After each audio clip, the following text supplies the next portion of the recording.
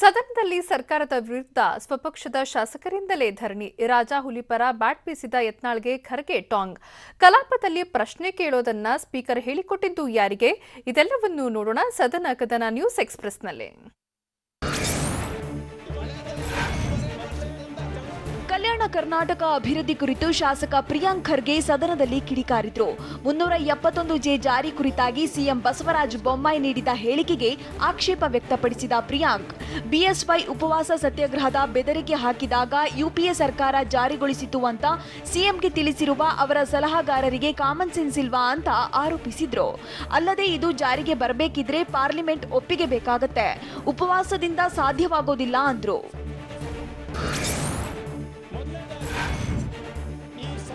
ಕಲ್ಯಾಣ ಕರ್ನಾಟಕ ಅಭಿವೃದ್ಧಿ ಕುರಿತು ಚಿತ್ತಾಪುರ ಶಾಸಕ ಪ್ರಿಯಾಂಕ್ ಖರ್ಗೆ ಹೇಳಿಕೆಗೆ ಶಾಸಕ ಯತ್ನಾಳ್ ಆಕ್ಷೇಪ ವ್ಯಕ್ತಪಡಿಸಿದ್ರು.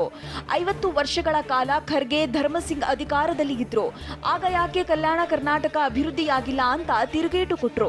ಈ ವೇಳೆ ಭಾಲ್ಕಿ ಶಾಸಕ ಈಶ್ವರ ಖಂಡ್ರೆಗೂ ಯತ್ನಾಳ್ ತಿರುಗೇಟು ನೀಡಿದ್ದು, ವೀರಶೈವ ಮಹಾಸಭಾದಲ್ಲಿ ನೀವೇ ನೋಡಿಕೊಂಡಿದ್ದೀರಿ, ನಾನು ಯಾವುದೇ ಮಠಮಾನ್ಯ ಶಾಲೆಗಳ ಹೆಸರಲ್ಲಿ ಲೂಟಿ ಮಾಡಿಲ್ಲ ಅಂತ ಕಿಡಿಕಾರಿದ್ರು.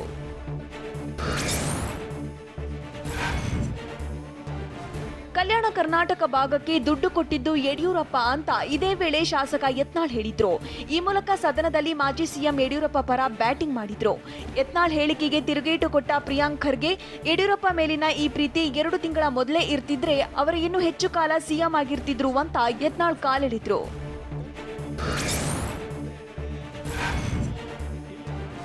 ಸರ್ಕಾರದ ವಿರುದ್ಧ ಸದನದಲ್ಲಿ ಬಾವಿಗೆ ಇಳಿದು ಆಡಳಿತ ಪಕ್ಷದ ಶಾಸಕರೇ ಧರಣಿ ನಡೆಸಿದ್ದಾರೆ.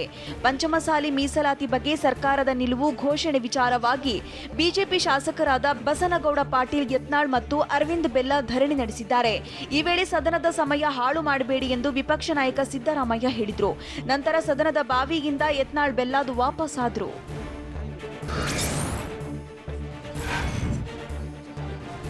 ವಾಲ್ಮೀಕಿ ಸಮುದಾಯಕ್ಕೆ ಮೀಸಲಾತಿ ವಿಚಾರವಾಗಿ ಬಿಜೆಪಿ ಶಾಸಕ ರಾಜು ಗೌಡ ಸದನದಲ್ಲಿ ಅಸಮಾಧಾನ ವ್ಯಕ್ತಪಡಿಸಿದ್ರು.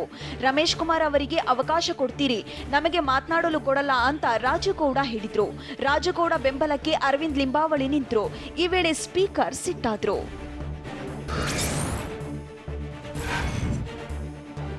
ಕೊರೋನಾ 3ನೇ ಅಲೆ ಎದುರಿಸಲು ಸರ್ಕಾರ ವ್ಯವಸ್ಥೆ ಮಾಡಿಕೊಂಡಿದೆ ಅಂತ ಆರೋಗ್ಯ ಸಚಿವ ಸುಧಾಕರ್ ತಿಳಿಸಿದ್ದಾರೆ. ಪ್ರಶ್ನೋತ್ತರ ಕಲಾಪದ ವೇಳೆ 3ನೇ ಅಲೆ ಎದುರಿಸಲು ಕೈಗೊಂಡಿರುವ ಸಿದ್ಧತೆ ಬಗ್ಗೆ ಶಾಸಕ ಎಂ ಕೃಷ್ಣಪ್ಪ ಪ್ರಶ್ನೆ ಕೇಳಿದ್ರು. ಈ ವೇಳೆ ಉತ್ತರಿಸಿದ ಸಚಿವರು 25,800 ಆಕ್ಸಿಜನ್ ಬೆಡ್ ವ್ಯವಸ್ಥೆ ಮಾಡಿಕೊಳ್ಳಲಾಗಿದೆ, 502 ವೆಂಟಿಲೇಟರ್, 285 ಮಕ್ಕಳ ತಜ್ಞರು, 1250 ವೈದ್ಯಾಧಿಕಾರಿಗಳನ್ನ ನೇಮಕ ಮಾಡಿದ್ದೇವೆ ಅಂತ ಹೇಳಿದ್ರು. ಅಲ್ಲದೆ ಮಕ್ಕಳಿಗೆ ಚಿಕಿತ್ಸೆ ನೀಡಲು ಜಿಲ್ಲಾಸ್ಪತ್ರೆಗಳಲ್ಲಿ ಸಿದ್ಧತೆಯಾಗಿದೆ ಅಂತ ಉತ್ತರಿಸಿದ್ರು.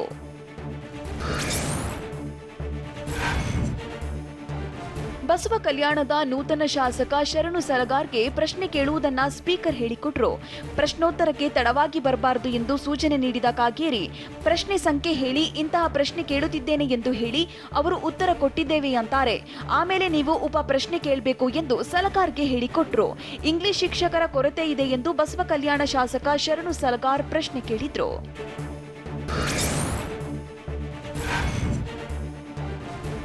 ಮೈಸೂರು ಪೊಲೀಸ್ ಇಲಾಖೆಯಲ್ಲಿ ಕೋಟ್ಯಾಂತರ ರೂಪಾಯಿ ಅವ್ಯವಹಾರವಾಗಿದ್ದು, ದಂಡದ ರೂಪದಲ್ಲಿ ಸಂಗ್ರಹಿಸಿದ ಹಣ ಸರ್ಕಾರಕ್ಕೆ ಕೊಡುತ್ತಿಲ್ಲ ಅಂತ ವಿಧಾನ ಪರಿಷತ್ನಲ್ಲಿ ಬಿಜೆಪಿ ಸದಸ್ಯ ಎಚ್ ವಿಶ್ವನಾಥ್ ಪ್ರಸ್ತಾಪಿಸಿದ್ದಾರೆ.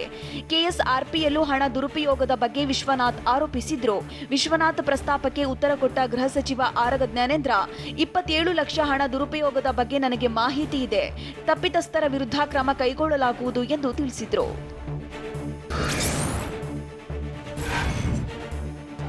ನಿಮಗೆ ನಿಯೋಗ ಮುಖ್ಯವೋ ಸದನ ಮುಖ್ಯವೋ ಅಂತ ಕುಡಚಿ ಶಾಸಕ ಪಿ ರಾಜೀವ್ಗೆ ಸ್ಪೀಕರ್ ಪ್ರಶ್ನಿಸಿದ ಪ್ರಸಂಗ ನಡೆಯಿತು.